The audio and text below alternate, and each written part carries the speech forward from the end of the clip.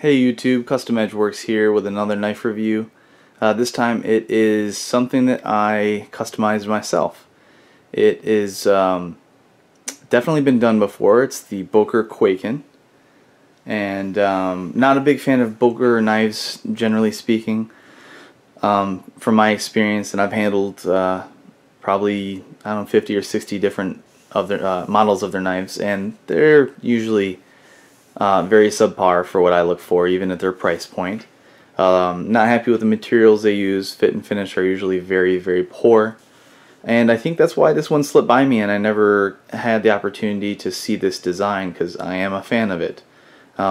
It does need a lot of work in some areas, but if you spend the time on it, it can be a really, really cool knife. They usually cost right around $100, and you're going to get, I'd say, better than what you normally get with most of their blades. You get an Oz 8 steel blade, which is a mid-grade steel. Really cool design, really slim form factor, and very thin and narrow overall, which is very nice for an EDC knife. Definitely not the lightest of its size in its size category, but it just kind of has more of a cool factor than anything else. In my opinion anyway. I really like the design. You can get them in a few different models. I believe you can get them for probably a cheaper price than I just quoted you at $100. I know you can get this is a limited edition version. I believe they made like 600 of them or something like that. And you can get another one that has more of a, I don't know if it is micarta handle. It's like the OD green look, or if it's just a G10 that has that weathered look, but it's a green handle. It has a smaller thumb plate here, which means it's harder to get your thumb in there to deploy via thumb stud if you wanted. But it will be a little cheaper, and that's, from my understanding, the only real difference is the size of this here and the material of the handle. Everything else I think is the same. So I got the limited edition version just for the extra size here, and I also liked the orange and that it's limited. It's more collectible, I guess you could say. Some people might think anyway. But yeah, I'm really pretty impressed with the knife now that I've worked on it. When I first got it, it was very disappointing to the point where I would have sent it back, but I am picky. The centering, as you can see, is almost perfect. I can get it dead center. I just have to really tweak it and Loctite it so it won't loosen up again. But when I first got this hunk of junk, it was literally scraping against the inner liner here, between the blade and the inner liner. So it was all the way to the right, if you're looking at it this way. Okay, and to the point where it literally slowed down the deployment of the blade. It was like sticking. It was pressed up against. It wasn't just touching. It was forced up against it, inside of it. So again, fit and finish for Boker. I wasn't surprised, you know. And forgive me if you love Boker and you've had great experiences. Then that's awesome. I just unfortunately haven't.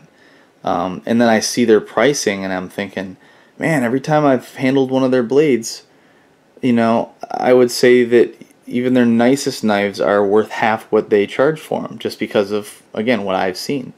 So I really got this just because I'm learning how to customize knives, and I heard this one's a real pain in the ass to do, so I thought it'd be a good challenge. And I really liked the design. I thought it was unique. And I've seen some other videos that other people have done on customization of this knife. One reference would be Jim Skelton. He got one Boker Kwaiken pimped by Bower Bladeworks. He has a channel.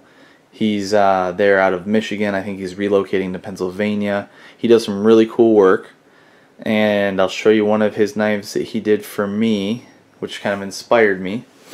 And that's what you'll see in Jim Skelton's video. He does some really cool work, and there's a lot of other people doing it too. But I like a lot of the things that Kevin does there at Bower Bladeworks. But anyway, So cool things about this knife. I really like the blade design. Very Middle East, not Middle Eastern, but Asian looking. I'd say more of like a tanto, like a traditional tanto samurai style blade. And it's a 3.5-inch blade. Orange G10 handle, as I mentioned before. It is a liner lock. Depending on how you define liner lock, it could also be a frame lock with just a scale over it. Simple pocket clip, lanyard hole, a back spacer here, which I think is G10 as well. It might just be a synthetic plastic of some sort, not sure. When I got this, and all of the Boker Kwaikens are known for this, when you run your finger over the tip here, it'll catch you really badly. Like, it will really snag your finger. And you don't really have to push in very hard either. So what I did on mine to eliminate that was I just filed it down a little bit on the back. I just dropped this point ever so slightly. Very, very slightly. Nothing major. And rounded the edge just a little bit so it wouldn't be as sharp. And by doing so, you'll no longer catch yourself on it at all. I can actually push my finger in there and run it over and it won't catch, which is pretty cool. I really have to almost force my finger in there to even feel the tip. So I like that. I don't want it snagging on anything because it's very sharp. Okay, and like I said, I centered it. I cut off and did the flipper mod here. And I still need to recess the G10. I mean, I don't think it looks that bad like that, but I think I'm still gonna, you know, from the other examples I've seen online, I think I'm gonna bring that back a little bit, just to make it look uniform, because you can see that as a border. The frame here, the liner, you can see that as a border all the way around except for there, so I don't really like that. And I'll probably round off the G10 as well, just to make it so it doesn't have much of an edge. Not that it's aggressive or uncomfortable in the hand, because it isn't. It's very comfortable. And then I rounded off the portion of the blade tang a little bit that's exposed, because that's the flipper. And I wanted it to be more comfortable. But I didn't take it back to the point where it compromised lockup or anything like that. It locks up just fine. And it's still fairly early, you know, especially for a knife like this. When it came out of the box, it was a little later, which I don't like, the lockup there, the lock engagement. But when I straightened it out, it made it earlier, and when I reassembled it, it was earlier. The lockup, that is. Really spent some time perfecting this Acid-stonewashed. So it's very aggressive. Took a lot of practice. Again, I'm learning. Had to dip the thing twice in acid to etch it, because I didn't get it right the first time, the stonewash. But stonewashed everything, even the frame. You can see all the wear on it there, which is cool. Looks good all the way around.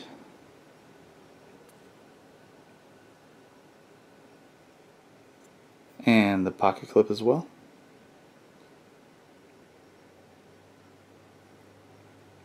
So even the pivot pins here.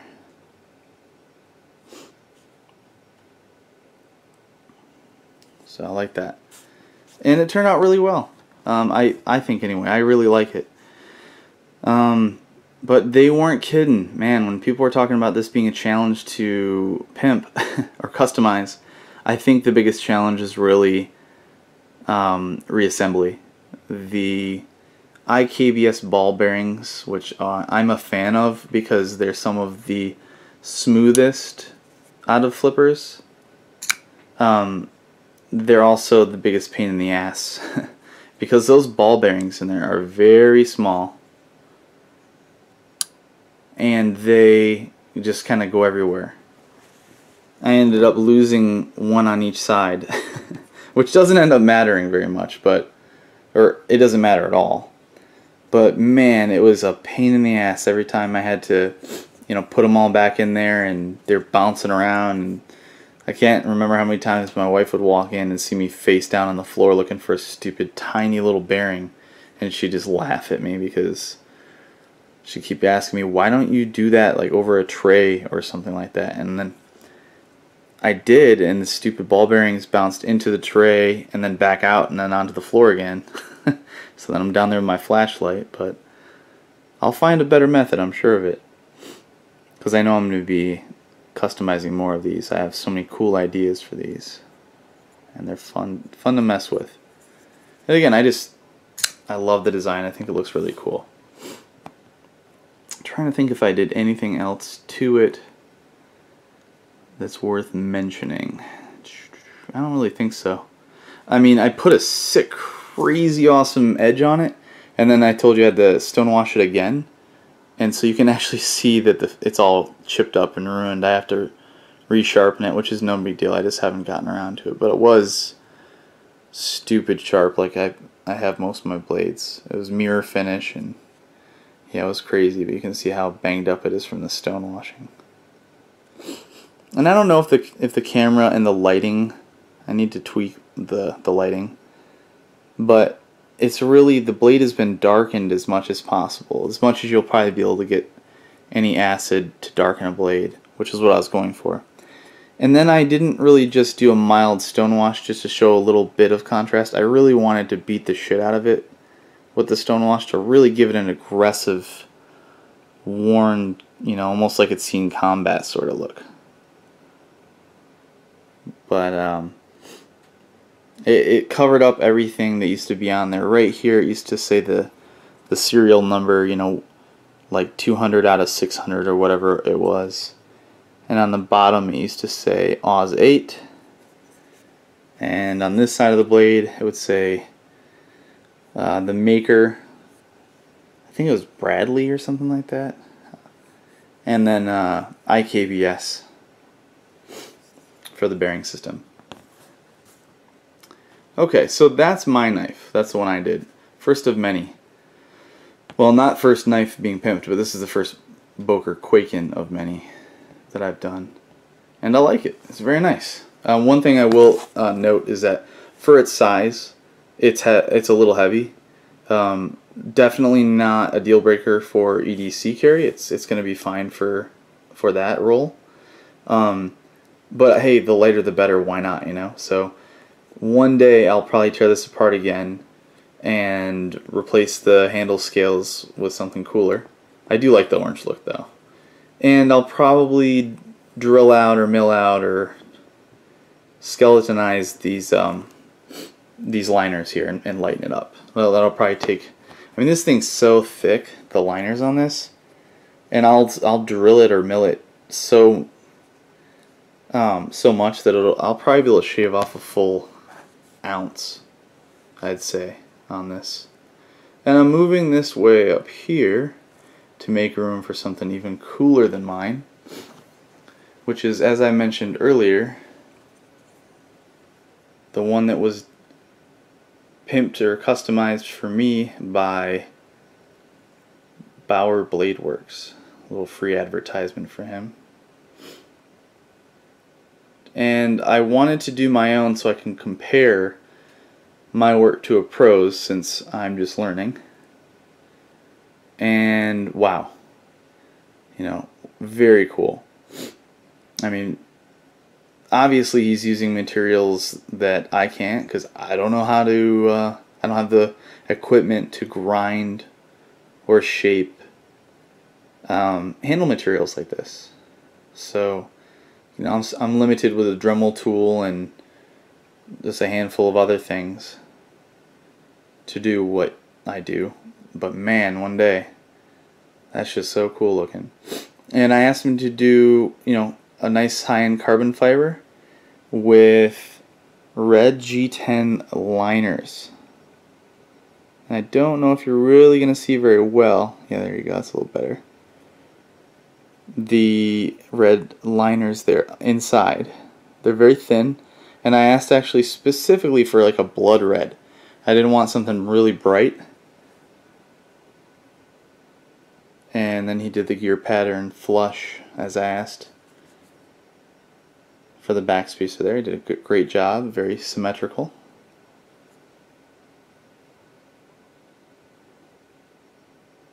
And I love the way it turned out. I think it's really badass. When he sent it to me, it was centered almost perfectly, which again I can do on my own, no big deal. I just don't think that the pivot was Loctited, and maybe something else was loose, or a couple things maybe. So I'm gonna just tweak it and Loctite and tighten down everything, and it'll stay centered. So no big deal. It's not rubbing. But as I flipped it probably 100 times since I got it, it starts to push over to the left like it always does because of the liner lock. The liner lock bar they're pushing against it. At least that's what I think it is, because I've consistently seen it, you know, walk its way over to the right if you're looking at it from this direction. So you've seen the handle work. It looks great. He did a really good job. Very smooth. There's very there's only a couple little holes or you know, gaps in the carbon fiber. You can barely even see them on here, and that's impressive. He did a really good job, rounded everything off. And I asked him to round this off for me too, the flipper portion, and he did. And it's very comfortable, just like mine.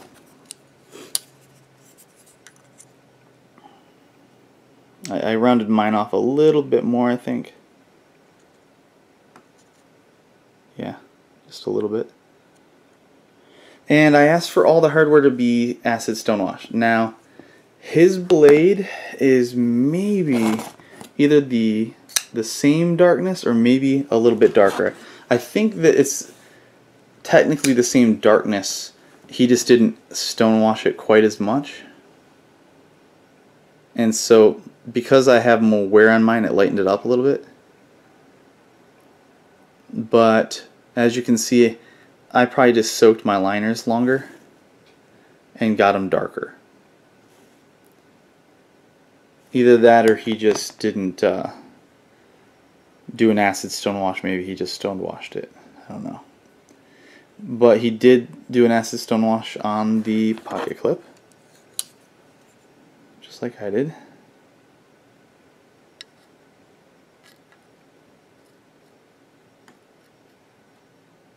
His is much more aggressive, because I didn't learn how to do the aggressive stonewashing until recently, which I did on the blade, but then did not do redo the pocket clip. So I'll probably do that soon. But as you can see, his is much more aggressive on that, which I like. So I'm going for. And you know, this is kind of the same setup or design that Jim Skelton ended up getting, because he had you know, lighter or liners on the handle like this, and it contrasted nicely to the darker handle. And then he had the dark acid stonewash blade like I have here. So it's very similar to the one you'll see in Jim Skelton's, except he had the lightning strike carbon fiber, whereas I have just the standard, which I prefer in this case.